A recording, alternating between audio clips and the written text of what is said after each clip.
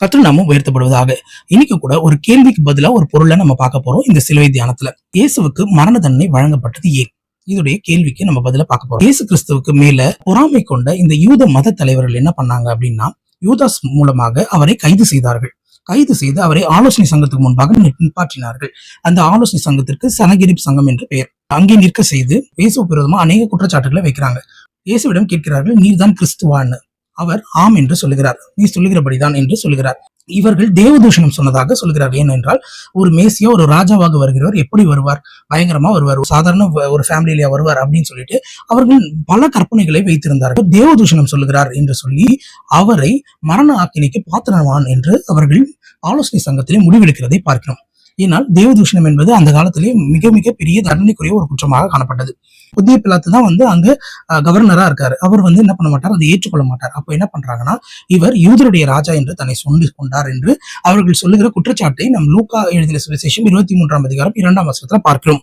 இவன் தன்னை கிறிஸ்து எண்ணப்பட்ட ராஜாவென்றும் ராயருக்கு வரி கொடுக்க வேண்டுவதில்லை என்றும் சொல்லி ஜனங்களை கலகப்படுத்த கண்டோம் என்று அவர் மேல் குற்றம் சாட்ட தொடங்கினார்கள். அதாவது இவர் யூதருடைய ராஜான்னு சொல்றாரு, ராயருக்கு வரி வழங்க வேண்டாம் சொல்றாரு, ஜனங்களை கலகப்படுத்துறாரு. அதாவது இவர் ஒரு கிளர்ச்சியாளர், அரசுக்கு விரோதமா இவர் செயல்படுகிறவர், அந்த அரசை கவிழ்க்க பார்க்கிறார் என்றெல்லாம் இவருக்கு விரோதமாய் கதைகளை கட்டுகிறார்கள்.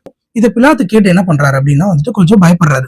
அவர் மேல எந்த தப்பும் இல்லைன்னு நினைக்கிறாரு. ரோமர் சட்டத்தின்படி ஒரு கிளர்ச்சியாளராக காணப்பட்டாருன்னா, அதாவது தேசத்துக்கு விரோதமாய் யாராவது எதிராக பேசினாலோ இல்ல கவிழ்க்க நினைத்தாலோ அவர்களுக்கு கொடுக்கப்பட வேண்டிய தண்டனை மரண தண்டனை.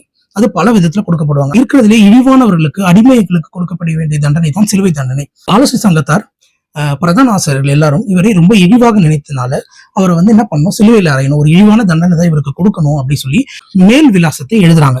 மேல் விலாசத்துல நசரேயனாகிய இயேசு யூதருடைய ராஜா என்று அவர்கள் எழுதுகிறதை நம்ம பார்க்கிறோம். 3 லாங்குவேஜ்ல இருந்துச்சு, லத்தீன், கிரீக் அண்ட் ஹீப்ரு. 3 லாங்குவேஜ்லயும் அவங்க போடுறத நம்ம பார்க்கிறோம்.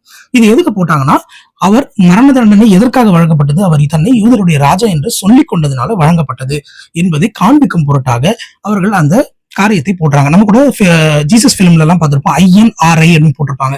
அது லத்தீன் மொழியுடைய ஷார்ட் ஃபார்ம், இயேசு நசரேயன் யூதருடைய ராஜா என்றதை மென்ஷன் பண்ணி அவங்க என்ன பண்றாங்க, அதை செய்யறத பாக்குறோம். இந்த மேல் விலாசம் இயேசு கிறிஸ்து அப்ப தண்டனை அனுபவிக்கிறதுக்கு மெயினான காரணம் என்னன்னா, தன்னை யூதருடைய ராஜா என்று சொன்னது நிமித்தமாக தான். அதாவது அவர் சொல்லவில்லை, நீ யூதருடைய ராஜா என்று பிலாத்து கேட்கிறதை பார்க்கிறோம். எல்லா சுவிசேஷங்களையும் அதை கேட்கிறாரு. அதற்கு பதில் இயேசு கிறிஸ்து நீ சொல்லுகிறபடிதான் நான் ராஜா தான் என்று எல்லா சுவிசேஷத்திலும் அவர் ஆன்சர் பண்றதையும் நம்ம பார்க்கிறோம். இந்த மேல் விலாசம் ஆண்டவரை நிந்திக்கும்படியா அவங்க போட்டிருந்தாங்க. ஆனா உண்மையாலுமே அவர் யூதருடைய ராஜா. மறுபடியும் அவர் மிகப்பெரிய ராஜாவாக என்ன பண்ண போறாரு, இந்த உலகத்திற்கே ராஜாவாக வரப்போகிறார். Praise the lord. God bless you.